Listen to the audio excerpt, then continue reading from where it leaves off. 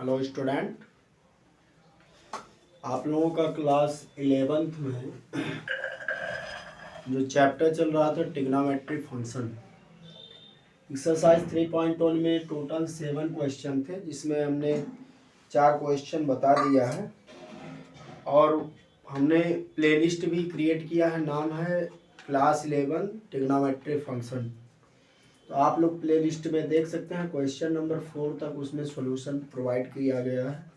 यदि ना देखे हो तो उसको जरूर देखें। क्वेश्चन नंबर 5 है, कह रहा in a circle of diameter 47 metre. एक सर्किल है जिसका व्यास या डायामीटर 40 सेंटीमीटर है। The length of a chord, एक जीवा है जिसकी लेंथ लंबाई 20 सेंटीमीटर है। Find the length of minor arc of the chord. जैसे देखिए यहाँ फिगर बना दे तो हो सकता है आपको समझ में आए। करा इन अ सर्किल, एक सर्किल बन गया, इसकी डायामीटर कितना है 40 सेंटीमीटर। तो आपको पता है तब रेडियस कितना होगा, डायामीटर का हाफ रेडियस होता है। मतलब रेडियस कितना सेंटीमीटर होगा, 20 सेंटीमीटर होगा। और उसके बाद क्या कर रहा है, the length of a card is 20 centimetre. एक कार्ड है जिसकी लेंथ कितनी है, 20 सेंटीमीटर का एक कार्ड है। तो आपको क्या बताना है, find the length of minor arc of the card. मतलब इस माइनर आर्क का आपको लेंथ बताना है, इसका आपको लेंथ बताना है। तो मान लिया इसका ये यल है, ये इसका सेंटर है। तो आपको पता है ये रेडियस कितना है, रेडियस इसका 20 सेंटीमीटर है। तो ये भी कितना होगा, 20 सेंटीमीटर ही होगा। अब आपको पता है ये इक्विलैटरल ट्रायंगल बन गया, सम त्रिभुज बन गया। सम त्रिभुज में आप लोग जानते हैं the angle be 60 degree, each angle be 60 degree. Equilateral triangle में जितने भी एंगल होते हैं सब सेम होते हैं, means 60 degree. All angle all sides B same in equilateral triangle. अब देखिए ये जो कार्ड है ये तो आपको गिवन है 20 सेंटीमीटर 20, और आपको पता है रेडियस ये है, ये भी रेडियस, और रेडियस तो इक्वल ही होता है। आप किधर भी चलो 20 सेंटीमीटर 20 सेंटीमीटर। इससे हम ये जान सकते हैं कि यहाँ का जो एंगल होगा वो 60 डिग्री होगा। अब आपको पता है, आप यहाँ लिख सकते हैं let the length of, solution में क्या लिख सकते हैं, let the length of minor arc is L centimetre. अब सेंटीमीटर क्यों, क्योंकि सब किसमें यूनिट है, सेंटीमीटर में, इसलिए एल सेंटीमीटर। अब देखिए माइनर आर्क का लेंथ हमने क्या मान लिया, एल सेंटीमीटर। आपको पता है थीटा इक्वल टू क्या होता है, यल बाई आर होता है। लेकिन ये थीटा जो होता है वो रेडियन में होता है, इन रेडियन। शुरू से ही बताते आ रहे हैं इस फार्मूले में जो एंगल थीटा होता है ये रेडियन में आप पुट करेंगे, डिग्री में नहीं पुट कर सकते। यदि वो डिग्री में है तो आप उसको किस में कन्वर्ट करेंगे, रेडियन में। तो आप लोग अब यहाँ क्या लिखा है, आप लोगों को पता है कि 60 डिग्री इन रेडियन कितना होता है, π/3। यहाँ साइड में लिख लीजिएगा, सिंस 60 डिग्री इन रेडियन भी π/3, ये सबको पता है। तो थीटा का वैल्यू कितना है, π/3। यल का वैल्यू आपको फाइंड आउट करना है, और आर रेडियस कितना है, रेडियस का वैल्यू 20 सेंटीमीटर है। कितना इजी है देखिए।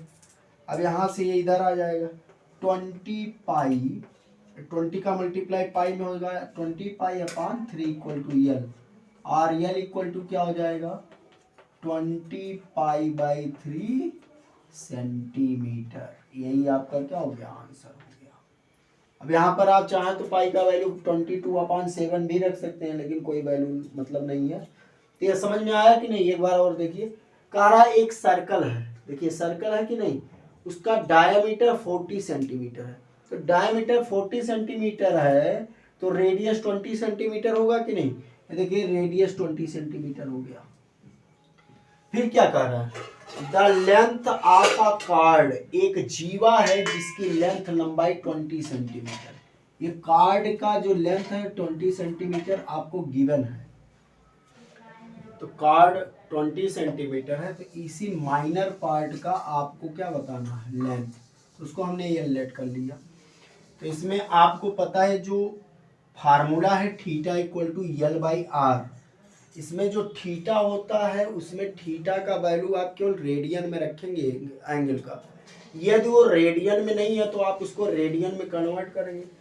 Since we know that theta 60 degree equal to in radian पाई/3 होता है, तो थीटा के प्लेस पर हम पाई/3 पुट कर सकते हैं कि नहीं कर सकते हैं। और यल इसी का वैल्यू फाइंड आउट करना, और रेडियस क्या है 20 सेंटीमीटर, यहाँ से आप यल का वैल्यू 20 पाई/3 फाइंड आउट कर लिए। यही आपका क्वेश्चन नंबर 5 था। अब 2 क्वेश्चन इसमें और हैं, उसको देखिए, इसको कॉपी कर लीजिए।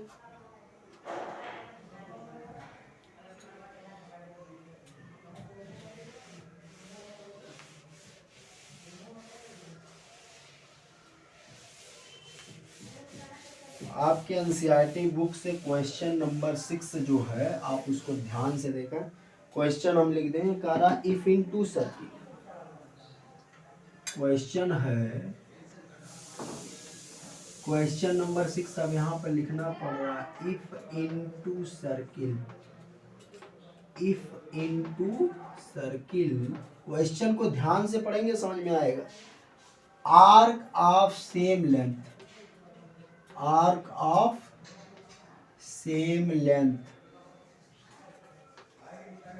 Arc of same length subtend, subtend, subtend angles 60 degree and 70 degree, 60 degree, ये देखिए ये एंड है 60 degree and 70 degree at the centre. यदि 2 वृत्त हों उनको एक कोण के थ्रू 60 डिग्री और 70 डिग्री, 70 अंश और 60 अंश के कोण पर सेंटर पर उनको क्या किया जाता है, सबटेंडेड, व्यवस्थित किया जाता है, लटकाया जाता है एट द सेंटर। क्वेश्चन है find the ratio of radii, find the ratio of radii. देखिए रेडियाई का मतलब वही रेडियस, त्रिज्या, पिलुलर फॉर्म होता है रेडियाई। कह रहा है इफ इन टू सर्किल, 2 वृत्त है, आर्क ऑफ सेम लेंथ, उनका जो आर्क है मतलब यल वो सेम है, जो पहले सर्किल का आर्क है माने 60 डिग्री वाला जो सर्किल है उसका आर्क और 70 डिग्री वाला जो सर्किल है उन दोनों का आर्क सेम है, लेकिन डिग्री अलग अलग है। तो उनके त्रिज्या का आपको रेशियो बताना है, अनुपात बताना है। जैसे यहाँ पर देखिए ये फर्स्ट सर्किल है एंड ये सेकंड सर्किल है, ये जो है 60 डिग्री पर सबटेंडेड है और ये जो है 70 डिग्री पर सबटेंडेड है। ये जो आर्क है यल, इसका और इसका भी आर्क लेंथ यल सेम है, लेकिन इनका रेडियस का, मान लिया पहले सर्किल C1 है एंड दूसरा C2 है, C1 का रेडियस R1 है एंड C2 का रेडियस R2 है, रिस्पेक्टिवली क्रमशः 60 अंश। तो आर्क तो इक्वल है बट रेडियस का इनको रेशियो फाइंड आउट करना है और रेशियो रेडियस का वैल्यू उनको पता नहीं है। तो देखिए कैसे करेंगे सॉल्यूशन इसका, देखिए। अच्छा आप देखिए एक बात इसमें अभी लास्ट में बताएंगे क्वेश्चन के, आप लोग कहेंगे ऐसे भी हो सकता है, तो आप क्या लिख सकते हैं, आप लिख सकते हैं लेट θ1 इक्वल टू 60 डिग्री, इसको θ1 मान लीजिए, and θ2 equal to 70 degree and θ2 equal to 70 degree are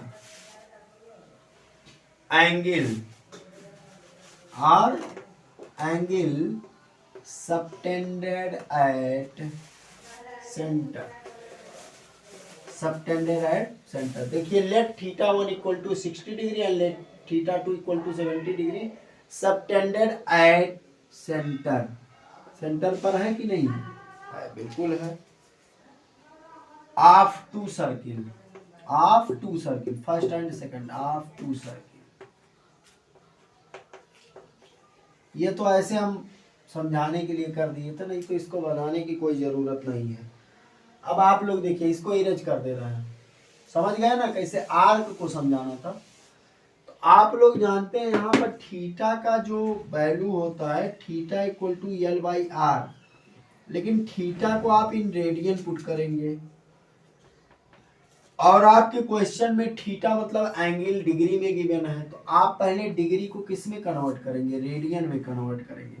लिखेंगे 180 डिग्री इक्वल टू होता है पाई रेडियन, होता है कि नहीं? तो 1 डिग्री इक्वल टू हो जाएगा pi upon 180 radian. So 60 degree equal to, अब 60 डिग्री के लिए फाइंड आउट कर रहे हैं। मेन हीरो यही है, स्टार वाला। देखिए अब यहाँ पर 60 डिग्री इक्वल टू, तो क्या हो जाएगा? Pi by 180 into 60। यहाँ से आपको 60 डिग्री इक्वल टू मिल गया, या 60 डिग्री क्या है? थीटा 1 है। थीटा 1 इक्वल टू क्या मिल गया? 60 1 जा 60, 60 3 जा 180, पाई बाई 3 आ गया। इसको आप बॉक्स में ऐसे घेर लीजिए। एंड अब 60 डिग्री की इक्वल टू रेडियन में मिल गया, जो कि यहाँ पर पुट करना है। देख लीजिए, इसको मान लीजिए इक्वेशन नंबर फर्स्ट। देखिए फिर अब यहाँ पर फिर 70 degree, now 70 degree equal to क्या हो जाएगा? Pi by 180 into 70। 0 से 0 कैंसिल आउट हुआ, 7 पाई बाई 18, ये हो गया थीटा। अब थीटा 1 भी आपको मिल गया, थीटा 2 भी मिल गया। कहाँ है? तो क्वेश्चन को इरेज कर दें, क्योंकि यहाँ पर प्लेस कम है, जगह कम है। आपको रेशियो किसका बताना है? रेडियाई का, त्रिज्या का रेडियस बताना है। आप क्या करेंगे? नाउ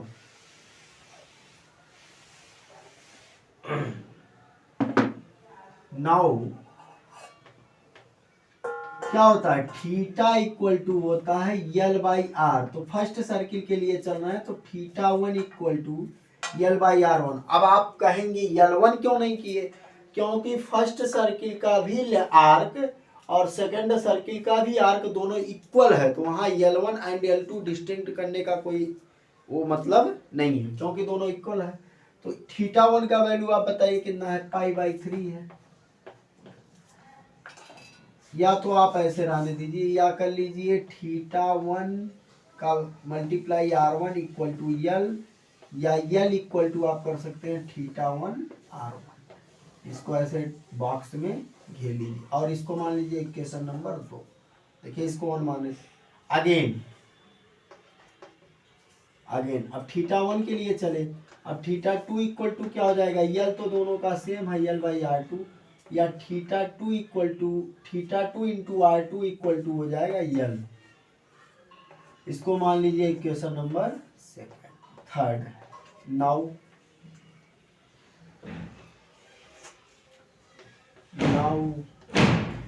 फ्रॉम, ध्यान से देखेंगे समझ में आएगा, equation 2 and equation 3। Now from equation 2 and equation 3।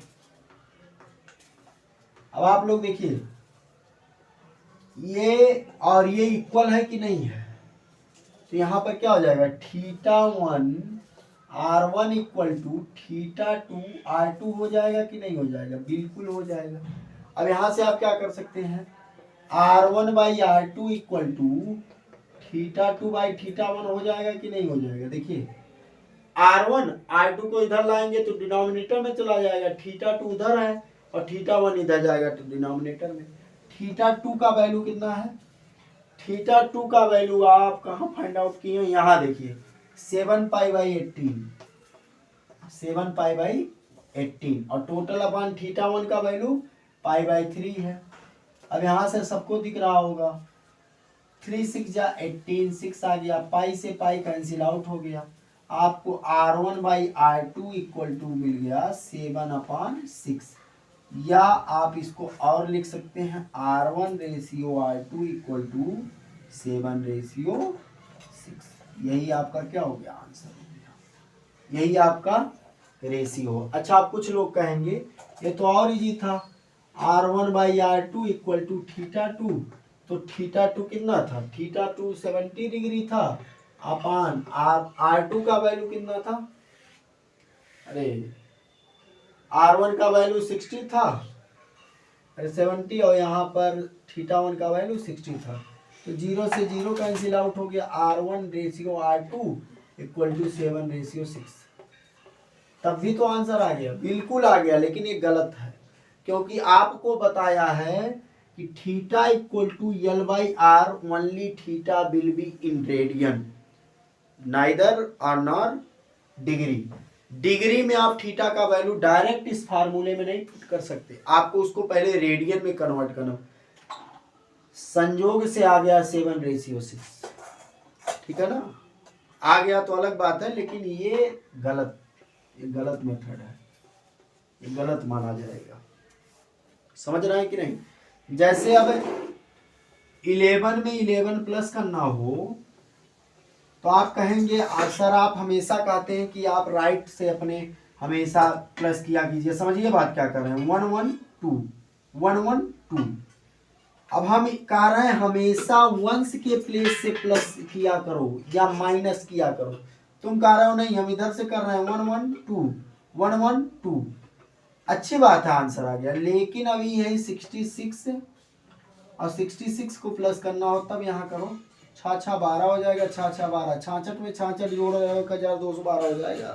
क्यों, क्योंकि आपने आर्डर को माइंड में नहीं कंसंट्रेट किया, संजोग से आ गया, जिसको कहते हैं संजोग से मतलब आ गया, लेकिन यहां पर आएगा, ये तो गलत है भाई, 66 में 66 जोड़ोगे 1212 हो जाएगा, संजोग से आंसर मैच कर गया, लेकिन ये क्वेश्चन, ये जो फार्मूला है आपको इसको करने का अलाउ नहीं देता है कि आप यहाँ थीटा का वैल्यू डिग्री रखेंगे, आप यहाँ पर थीटा का value always put in radian, if given in degree then you at once convert in radian, also then you can put here as you can see here। देखिए theta का value 60 था, हमने तुरंत रेडियन में convert करके π/3 किया, और theta का वैल्यू यहाँ 70 था, तुरंत कन्वर्ट किया 7π/18 किया, तब हमने फार्मूले में पुट किया। अब आप लोग देख रहे हैं कैसे कहाँ क्या आया, ध्यान से देखिए, ठीक है ना, इसको भी आप लोग कॉपी करें। इसके बाद नेक्स्ट क्वेश्चन, इस चैप्टर का लास्ट क्वेश्चन है, वो भी इजी है, देखिए।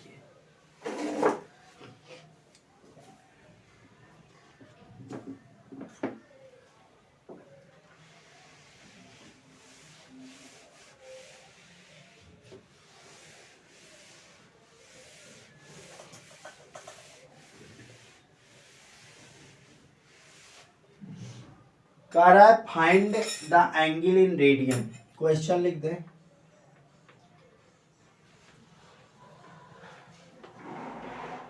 फाइंड द एंगल, बहुत इजी क्वेश्चन है, in radian, find the angle in radian through which a pendulum, आपकी बुक से है ये क्वेश्चन, क्वेश्चन है थ्रू व्हिच अ पेंडुलम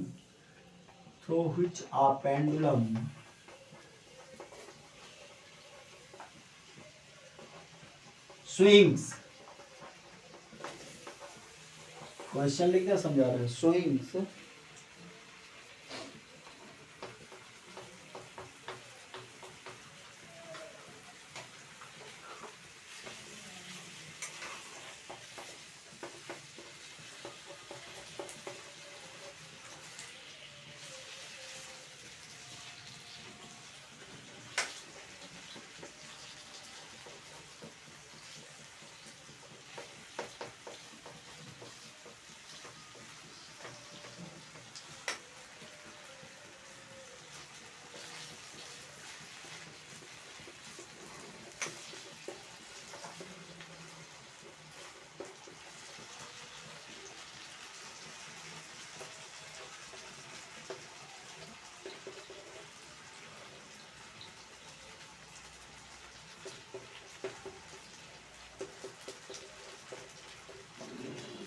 देखिए यही क्वेश्चन है, लास्ट क्वेश्चन, ध्यान से देखिए। कह रहा है find the angle in radian. आपको जो एंगल फाइंड करना हो किसमें फाइंड करना है, रेडियन में। Through which a pendulum swings. देखिए हम बता रहे हैं, यहां खूंटी है, एक पेंडुलम है, ये पेंडुलम है, यहाँ कुछ मास है, ये स्विंग करता है, झूलता है। मान लिया वन टाइम ये यहाँ आ गया एंड सेकंड टाइम ये यहाँ आ गया, ऐसे ये स्विंग कर रहा है, ठीक है ना। और कह रहा है find the angle in radian, इसका एंगल रेडियन में फाइंड आउट करना है। ये थीटा आपको फाइंड करना है, समझ रहा है कि नहीं। और ये दिखा रहा है if its length is 75 centimetre, यदि इसका लेंथ कितना है, ये पेंडुलम का जो ये है लेंथ, ये 75 सेंटीमीटर है। तो जाहिर सी बात है ये भी आप देखा तो ये वृत्त बन जाएगा, सर्किल, और जिसका रेडियस 75 सेंटीमीटर। समझने की कोशिश कीजिए, पेंडुलम यहाँ का है, बाकी इसका कॉन्सेप्ट सोच वही है। तो आपको कह रहा है इसका लेंथ जो है, क्या कह रहा है, and the tip describe and arc of the length 10 centimetre पर एक बार आपको फाइंड आउट करना है थीटा, एक बार आप 50 सेंटीमीटर पर फाइंड आउट करना है थीटा। जैसे यल है तो यल का वैल्यू चेंज हो रहा है भाई, अभी 10 सेंटीमीटर है तो कभी 15 हो जा रहा है तो कभी 21 हो रहा है। 3 कंडीशन पर आपको एंगल फाइंड करना है इन रेडियन। फर्स्ट पे 10 centimetre, second 15 centimetre and third 21 centimetre. एक कंडीशन हम बता देते हैं, ध्यान से सुन लीजिए, जो आप लगा लीजिएगा। तो हम 10 सेंटीमीटर पर बता रहे हैं, यहाँ से यहाँ तक का लेंथ मान लीजिए कितना है, 10 सेंटीमीटर है। कितना है, 10 सेंटीमीटर। तो आप यहाँ पर क्या लिख सकते हैं, theta equal to L by r. L मतलब ये 10 सेंटीमीटर अपान आर, आर मतलब रेडियस, वही जो लेंथ का रहा है। समझने की कोशिश कीजिए, 75 सेंटीमीटर। अब आप क्या करेंगे, थीटा इक्वल टू 5 से डिवाइड करेंगे तो 5 2 जा 10 और 15 5 जा 75, 2 पाई बाई 15, यही इसका क्या, 2 pi by 15 radian, 2 by 15 radian, यही इसका क्या हो गया, एंगल हो गया। अब सेकंड वाला आप लोग नहीं लगा ले जाएंगे, जहां यहाँ पर यल का वैल्यू 10 है वहीं 15 पुट कर देंगे, थर्ड वाले में 21 पुट कर देंगे, आराम से सॉल्व हो जाएगा। थीटा का वैल्यू 2 पाई बाई 15। तो आप लोग इसको देखें, और कहीं कोई समस्या होता है तो जरूर बताएं, और आपके को समझने में कहीं दिक्कत होता है या आपको कहीं दिक्कत हो तो हमको भी सजेस्ट कीजिए कैसे क्या है। तो exercise 3.1 trigonometry function class 11th NCERT book. अच्छा देखिए, मैं यहाँ लैंग्वेज तो इंग्लिश में लिखता हूँ, लेकिन हिंदी मीडियम वाले भी इसको समझ सकते हैं। और एक बात और बता दें, यदि मैथमेटिक्स में आपको कुछ करना है और आगे मैथमेटिक्स यदि आप पढ़ रहे हैं, भले ही हिंदी मीडियम से हैं, तो क्लास 12th के बाद आप चाहे हिंदी मीडियम से हो और चाहे इंग्लिश मीडियम से हो, आपको बीएससी में हर हालत में लैंग्वेज तो इंग्लिश ही लेना पड़ेगा, क्योंकि वहाँ पर कोई भी बुक मैथमेटिक्स की ऐसी नहीं है जो आपको हिंदी में आता हो। आगे जितनी भी बुक्स में मैथमेटिक्स से आप यदि पढ़ रहे हैं तो आपको टोटल क्वेश्चन इंग्लिश में ही मिलेंगे।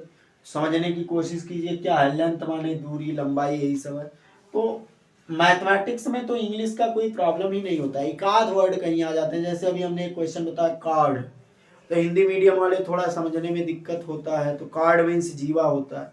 तो अभी ये मत सोचिए हम 11th में हैं तो हिंदी पर क्या, ऐसे ऐसे क्या क्या ज़्यादा खतरनाक हो जाता है, ठीक है ना। तो आज के लिए बस इतना ही।